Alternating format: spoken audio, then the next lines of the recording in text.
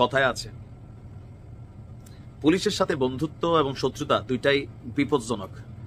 যদিও আমাদের সংবিধানে লেখা আছে বা পুলিশের গঠনতন্ত্রের সংবিধান আছে কিনা জানি না, সরি, যে পুলিশ হচ্ছে মানুষের জনগণের বন্ধু। আচ্ছা যাই হোক, এখন আমরা বন্ধুদের দেখছি, আবার বেশি বন্ধু হয়ে গেলে কি হয়, আইন শৃঙ্খলা পরিস্থিতি খারাপ হয়ে যায়। তবে আমাদের আলোচনার টপিক হচ্ছে আমেরিকার নিয়ে। কথায় আছে আমেরিকার মতন দেশ যদি কারো বন্ধু হয় তাও মানে বিপদ আছে, শত্রু হলে তো মানে একদম অবস্থা কাহিল হয়ে যাবে। হঠাৎ করেই ট্রাম্পের এই সরকার রাষ্ট্র ক্ষমতায় আসার পর ডক্টর ইউনুস এবং ট্রাম্প সরকারের মধ্যে কেমিস্ট্রিটা কিন্তু পজিটিভ ছিল, এখনো এক ধরনের পজিটিভ আছে, বাট বাদশাচ্ছে আরেক জায়গা থেকে। আপনাদের খেয়াল আছে নিশ্চয়ই, আওয়ামী লীগের সময় আমাদের আইন শৃঙ্খলা বাহিনী র্যাব এবং কয়েকজন কর্মকর্তার বিরুদ্ধে একটা স্যাংশন আসছিল। কই থেকে আসছিল? মানবাধিকার দিবসে। কেন? তাদের দ্বারা অনেক মানবাধিকার লঙ্ঘন হয়েছে, রাইট? Okay fine. এখন সেই কোম্পানি মানে সেই গ্রুপ যেটার নাম হচ্ছে হিউম্যান রাইটস ওয়াচ, বুঝতে পারছেন, আন্তর্জাতিক মানবাধিকার সংস্থা, আমেরিকা থেকে ডক্টর ইউনুস সরকারের কাছে একটা বার্তা বাড়াইছে। বার্তাটা কি?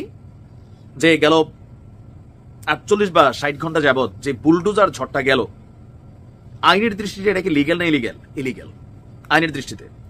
তবে যারা বিপ্লবী তারা বলছেন যে একটা সরকার পতনের পর যা ঘটবে সবটাই লিগ্যাল, ওই সরকারের সাথে যা ঘটবে। আচ্ছা, এখন আন্তর্জাতিক মানবাধিকার সংস্থা বলছে নো, আওয়ামী লীগের বিরুদ্ধে জনতার ক্ষোভ ন্যায্য। আন্তর্জাতিক মানবাধিকার সংস্থা বলছে আওয়ামী লীগ যা করছে ক্ষোভটা ন্যায্য, কিন্তু এই যে আইনের লঙ্ঘন করে তাদের বাড়িঘর ভাঙা হইল সেটাও তো অন্যায্য। পেঁচটা বোঝেন নাই, আসুন মূল ঘটনায় যাচ্ছি। আপনার ক্ষমতাচ্যুত আওয়ামী লীগ সরকারের বিরুদ্ধে ক্ষোভ ন্যায্য হলেও আইনের লঙ্ঘন ন্যায্য নয়। ধানমন্ডি 32 নম্বরে বঙ্গবন্ধু শেখ মুজিবুর রহমানের বাড়ি এবং দেশের বিভিন্ন স্থানে আওয়ামী লীগ নেতাদের বাড়িতে হামলা ভাঙচুর এবং সম্পত্তি রক্ষায় সরকারের ব্যর্থতা নিয়ে দেওয়া এক বিবৃতিতে এটা বার্তা দিয়েছে আপনার নিয়োগ ভিত্তিক মানবাধিকার সংগঠন হিউম্যান রাইটস ওয়াচ, HRW। আপনার এই সংস্থাটির এশিয়া অঞ্চলের যিনি উপপরিচালক আছেন মীনাক্ষী গাঙ্গুলি, তিনি বলছেন যে বিপ্লবী জনতা না, উচ্ছৃঙ্খল জনতা ক্ষমতাচ্যুত প্রধানমন্ত্রীর পারিবারিক বাড়ি ধ্বংস করেছেন। দেখেন, এই হিউম্যান রাইটস এর কারণে আগে বিএনপি অনেক সুবিধা পাইছে, আমেরিকার অনেক মানত ভালোবাসত। কেন? আওয়ামী লীগের বিভিন্ন ইস্যুতে এই সংস্থারা অ্যাক্টিভ ছিল, ইভেন সরকারের বিভিন্ন জায়গাতে স্যাংশন খাওয়াইছে, ওই স্যাংশন এখনো বলবৎ আছে। আজকে আবার সেই বার্তার একটা অংশ, যখন আগে যারা মজলুম ছিল তারাই এখন ওই মানবাধিকার সংস্থার দৃষ্টিতে নির্যাতকের ভূমিকায় চলে আসছে, আর আগে যারা নির্যাতক ছিল তারা এখন মজলুম ভূমিকায়। সময়ের খেলা এটা। আপনার জাতিসংঘ মানবাধিকার কাউন্সিলের অধিবেশনে একটি সর্বসম্মত প্রস্তাব উপস্থাপন করতে অন্তর্বর্তী সরকারের প্রতি আহ্বান জানানো হয়। যদিও সরকার এখন বলছে যাতে আর এরকম কোনো ঘটনা হয় কঠোর হস্তে দমন করা হবে। HRW মনে করে বাংলাদেশের ন্যায় বিচার দেখতে আগ্রহী জনগণের জাতিসংঘ সমর্থিত প্রক্রিয়াকে সমর্থন করা উচিত, যা সহিংসতা এবং প্রতিশোধের বদলে একটি নিরাপদ গণতান্ত্রিক ভবিষ্যৎ গড়তে সহায়তা করবে। বিবৃতিতে বলা হয়েছে তথাকথিত বুলডোজার শোভাযাত্রা নাম ঘোষণা দিয়ে হামলা চালানো হয়েছে, ইভেন যা সোশ্যাল মিডিয়াতে প্রচার হয়েছে, কিন্তু কর্তৃপক্ষ মানে সরকার এই পর্যন্ত সম্পত্তি রক্ষায় ব্যর্থ হয়েছে। গত বছর আগস্টে নির্যাতন, বিচার বহির্ভূত হত্যাকাণ্ড, জোরপূর্বক গুমসহ 15 বছরের দমন পীড়নের পর ছাত্র জনতার আন্দোলনের মুখে শেখ হাসিনা পদত্যাগে বাধ্য হন, নির্বাচনে গিয়েছেন, আর ধারাবাহিক অনেকজ নির্বাচনের মাধ্যমে ক্ষমতায় ছিল তার সরকার।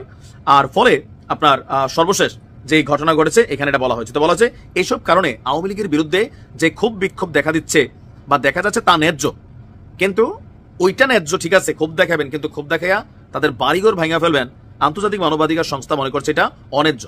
বাংলাদেশে আবারও মারাত্মক দমন পীড়নের দিকে ঝুঁকে পড়া উচিত নয় মনে করছে মানবাধিকার এই সংগঠনটি। বলছে যে এমন সময় ভাঙচুর হলো যখন হাসিনা তার সমর্থকদের উদ্দেশ্যে অনলাইনে ভাষণ দিচ্ছিলেন এবং প্রত্যর্পণের জন্য বাংলাদেশের কাছে মানে বাংলাদেশ ভারতের কাছে জোর দাবি জানাচ্ছে, কিন্তু হাসিনাকে ফেরত দেওয়ার আগে ভারত সরকারকে আন্তর্জাতিক মানদণ্ড অনুসারে প্রত্যর্পণের ঝুঁকি খতিয়ে দেখতে হবে। ভারত যদি ফেরত দিতে চায়, শেখ হাসিনা দেশে আসলে তার প্রাণ নাশ, প্রাণ ঝুঁকি বা যাদেরকে ফেরত দেবে সেটা কতটুকু। এখন এটা যখন আসছে এই প্রসঙ্গে আমাদের সরকারও রেসপন্স করেছে যে আপনার বলছে যে কি বলা হয় যে এটা নিয়ে সরকার খতিয়ে দেখছে আর এমন কোনো কিছু হবে না। এরপর আমরা দেখছি পিনাকি দাদা বলছে সবাই থামতে, সাংবাদিক ইলিয়াসও বলছেন, আর বলা হচ্ছে এগুলোর বিরুদ্ধে ব্যবস্থা নেওয়া হবে। কারণ অপারেশন ডেভিল হান্ট চলছে। তো এই মেসেজগুলো কোথাও না কোথাও শান্তিতে নোবেল বিজয়ী যেহেতু তিনি, তো তার সরকার কর্তৃক মানবাধিকার লঙ্ঘন হবে সেটা আন্তর্জাতিক সংগঠন বা সংস্থাগুলো মনে করছে না। তো এখন যে না মনে করে এটাতে আওয়ামী লীগের জন্য কপাল খুলে গেছে, তবে হয়তো ম্যাটার অফ টাইম, কিন্তু আবার ডেভিল হান্ট শুরু হয়েছে। কিছুটা সুবিধা পাবে এখন আওয়ামী লীগের সাথে যা ঘটবে। আগে বিএনপি যে অ্যাডভান্টেজটা পাইতো, জামাত যেটা পাইতো, এটা এখন আওয়ামী লীগ পাওয়া শুরু করবে। আন্তর্জাতিক মানবাধিকার সংস্থার মূল থিম হচ্ছে আমারে মারছে এই জন্য আমি রিটার্ন মারমু, এটা হইতে পারে না। কিন্তু আমরা যে বাঙালি বোঝে না, তারা বিদেশি সাদা চামড়া, আমরা বাঙালি কই তুই আমারে একটা কিসবি তোর তো দাঁতের সাফা থাকতো না, রাইট? একবার খালি ফাইয়া লই রে বাড়ির গাড়াত এরকম ডাক দেয়, খেলা হবে। HRW এর বাংলাদেশে এসে কোর্স করা উচিত, বাঙালি কিভাবে প্রতিশোধ দেয়। ভালো থাকুন।